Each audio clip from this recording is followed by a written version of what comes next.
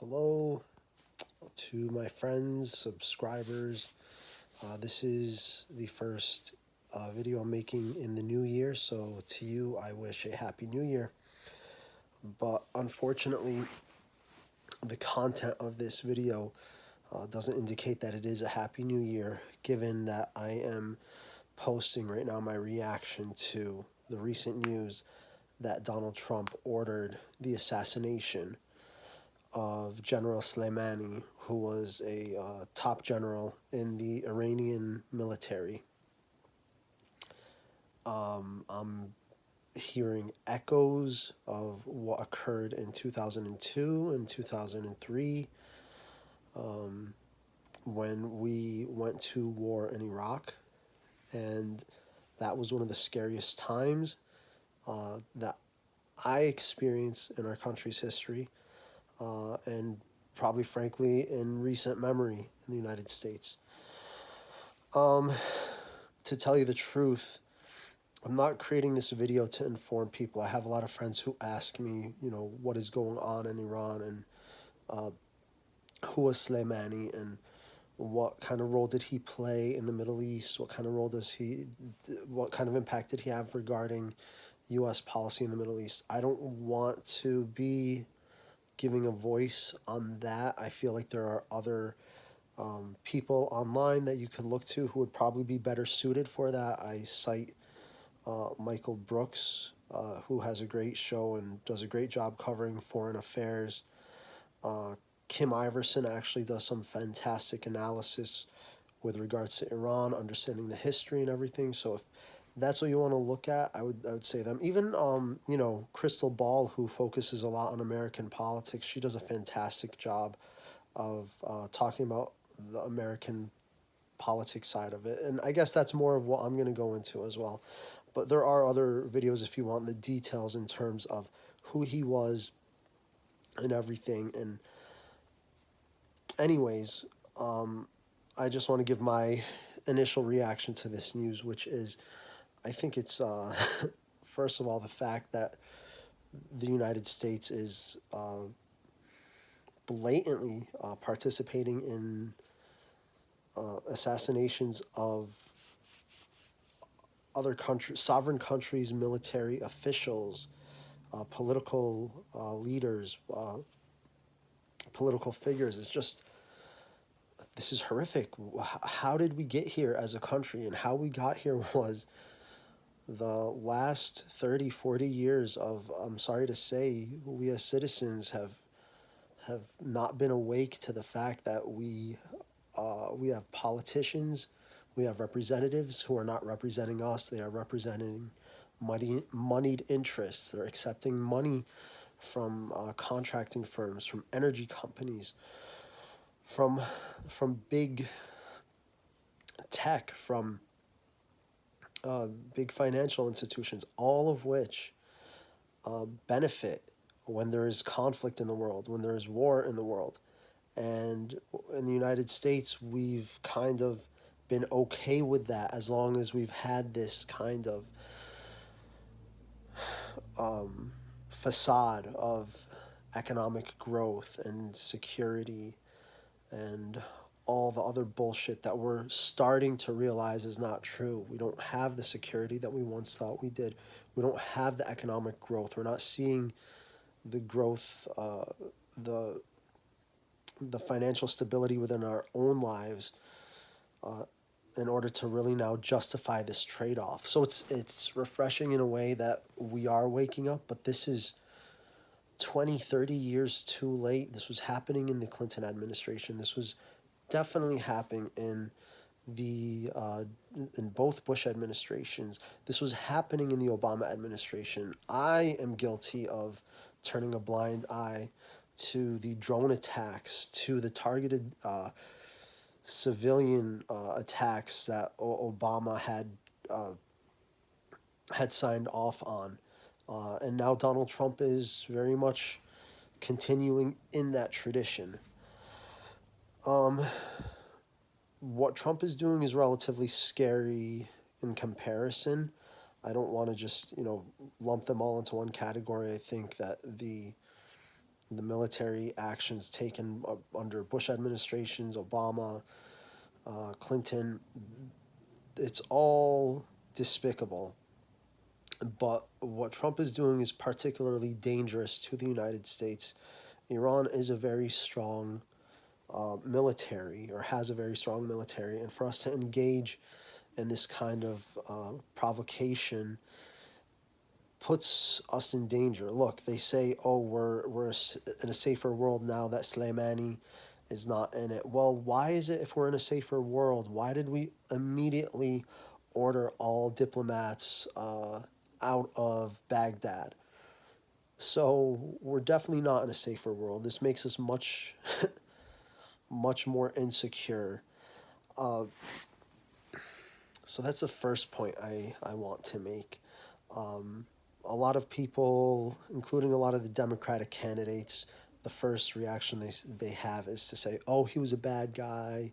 I have to say he was a bad guy, but we shouldn't have done it because Congress didn't approve." And because it's all the bullshit arguments that we heard when we took out Saddam Hussein. They're like, "Oh, well, he was a bad guy. Make no mistake, the world is a better place without him."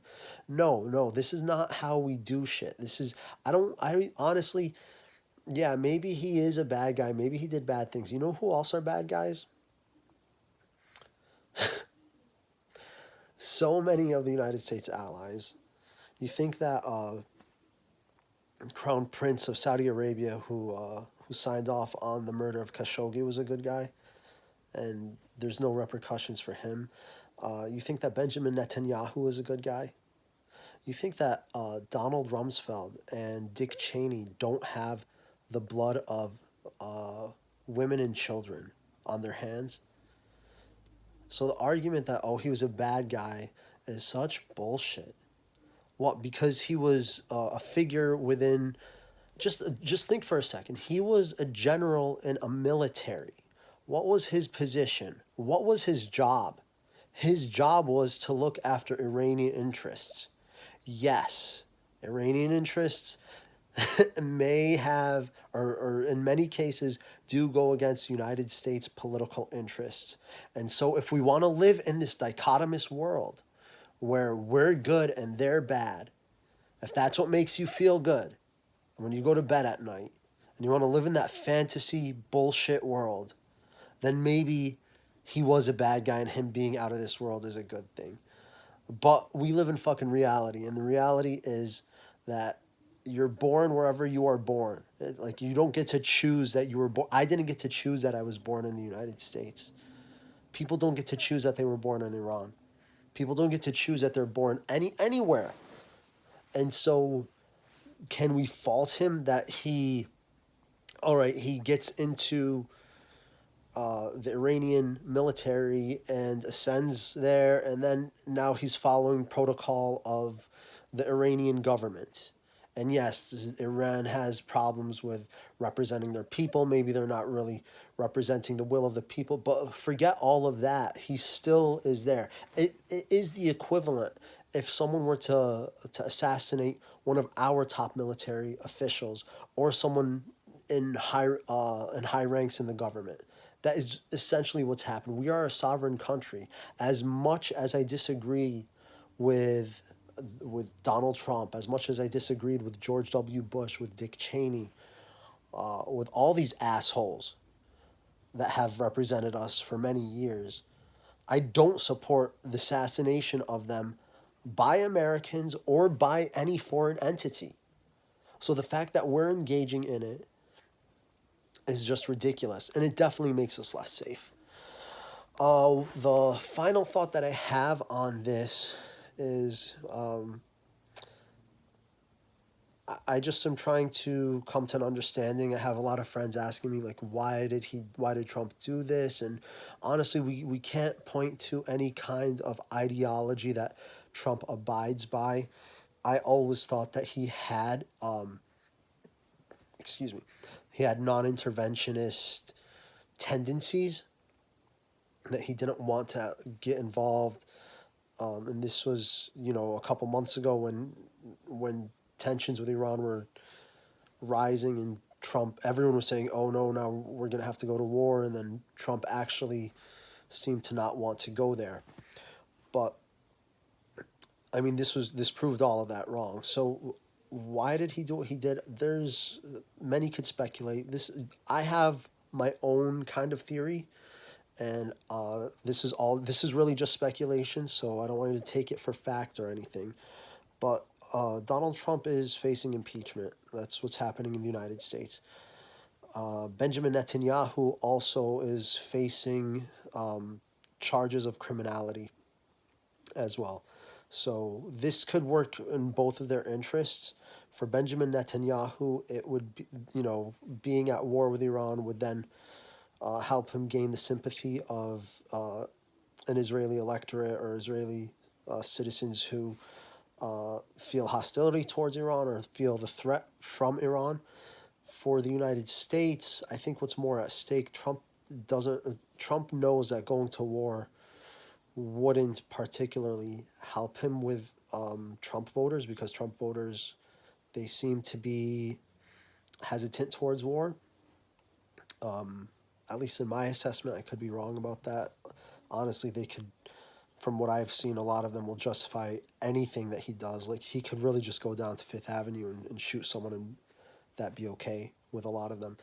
But the way that I see it is that in this impeachment trial, they're probably not going to have enough votes to convict Donald Trump, but they will have enough votes to call certain witnesses to stand. And one of those witnesses that will likely be called is John Bolton, who was I think he was the National Security Advisor. I forget the exact title. He was working in the Trump administration, and he had left. And he didn't leave on good terms with Donald Trump. Now, John Bolton is one of these controversial figures. He was the ambassador to the UN under George W. Bush. He is one of the neoconservative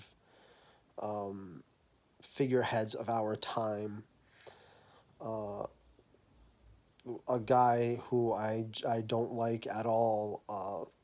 A lot of people see him as one of the biggest threats to security on the global stage. He likes war.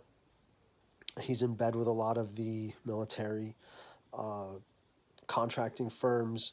He is all about strengthening the military-industrial complex. Now, the issue with him taking the stand in the impeachment trial is that he would not be sympathetic to Trump's actions regarding the Ukraine. And I think he's already kind of made this known in the media when people have interviewed him. So him taking stand at the impeachment trial, he would have otherwise probably said some things to throw Trump under the bus and maybe garner support from some Republicans to then vote to oust Trump from the presidency. Now that Trump has committed this action in Iran, Bolton, he's already tweeted how happy he is with what Trump did. So being now that Bolton kind of got what he wanted from Donald Trump, this provocation of war, and the possibility that we'll go to war, we've already seen these contracting firms' stocks go up. We're going to see energy stock go up. We're going to see a lot of these industries having to do with war. Stock prices are going to shoot up. So John Bolton is now happy, and now I have doubts that if he were to stand trial, if he were to be called as a witness at the trial of Donald Trump in the Senate, that he will probably not say anything to really throw Trump under the bus now that he's getting what he wants with Trump. That plus the fact that, we do have an economy that has been on the rise for the last 10 years. So at some point, it's like it's bound to dip. There's nothing more than nothing like war to really just make sure that the economic indicators that the Trump administration would want to be on their side to favor him going into the election this year. So being that military contracting firms stock prices have gone up. You're going to see energy prices, gas, all these kind of things that they boost the Dow Jones, they boost the Nasdaq, they boost all the economic indicators that Trump wants to be boosted going into 2020. uh, that will definitely help the narrative that a Trump presidency is good for the economy, even though it's only helping a certain fragment of the economy, and that is the military industrial complex. So that's my reaction to it right now. You guys, I'm very concerned about this. I we can't go to war with Iran. I know that like it only makes sense for Iran to have some kind of counter tactic to this, because they can't just sit on the fact that another country is going to come in and assassinate their top military leaders. Uh, but we have no control over what Iran does. We do have control over what the United States does, and we have to protest. We have to protest like shit, like crazy. We can't let this happen, and protest every congressman, every senator, every representative that we have that will enable this bullshit. Because right now, what we're hearing from a lot of the top Democrats, with the exception of Tulsi Gabbard and Bernie Sanders, is, oh, he was a bad guy, but him not being here is good, makes me think that they are ready to sign on to, maybe they're ready to condemn Trump for what he did, but say Iran attacks us or does something and then provokes us to go into war. It feels like a lot of these idiots are going to jump right on the bandwagon and be like, yeah, we got to go to war now. And this is ridiculous. We have to stop it before it happens. We cannot go to war. Like, this is insane. Why are we fighting? Why do we have to kill people? Why do people have to die for this? This is crazy. Yeah, that's all I have to say. So peace to everyone. God bless, and I'll talk to you all soon.